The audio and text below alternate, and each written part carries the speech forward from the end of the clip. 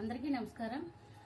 ఈ వెనక దొడ్లోనండి ఎంతో హాయిగా సంతోషంగా ఉంటుందండి. ఎందుకంటే మా మనవడికి ఒక స్కూల్లో ఇదేదో ప్రోగ్రామ్ పెట్టారండి. ప్రోగ్రామ్ పెడితే అందులో ఇత్తనాలు ఇచ్చారండి, గింజలు. అన్ని ఇత్తనాలు గింజలు ఇచ్చేసారు చెట్ల మొక్కలకి, అన్ని ఏర్లకి. బీరకాయ ఇత్తనాలు, కాకర ఇత్తనాలు అవి ఇచ్చారండి. అవి తీసుకొచ్చేసారండి మా మనవడు. వేస్తే ఇది చూడండి ఎట్టొచ్చేసిందో, బాగా అల్లుకొని గింజలు. ఒక్క కాయ మొదలు ఫస్ట్ ఒక కాయ కనపడిందండి. ఆ తర్వాత ఎన్ని పిందెలు వచ్చేసినాయి చూడండి. అన్ని కాయలేనండి. రోజు ఒక్కసారన్నా వచ్చి మా మనవడు చూసుకొని సంతోషపడుతుంటాడండి. నేనేసిన చెట్టు అంటుంటాడు.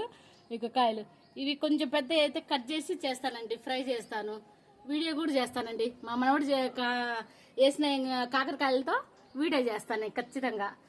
చాలా బాగుంది చూడండి కాయలు. ఇంతేనండి, కాయ కూడా ముదరదు, ఇంత ముదిరింది. పెద్ద పెద్ద కాయలు అయితే 4 వచ్చినాయండి.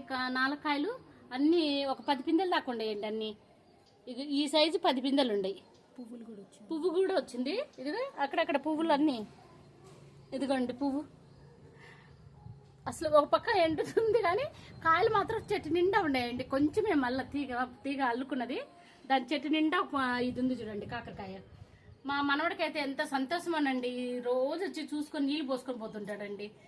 అది చిన్నపిల్లలు కదండి, వేసుకుంటే నేను వేస్తే కాకరకాయలు కాసినాయా అని చెప్పి నా కాకర చెట్టు అంటుంటాడండి. చూడండి ఎంత అందంగా ఉందో.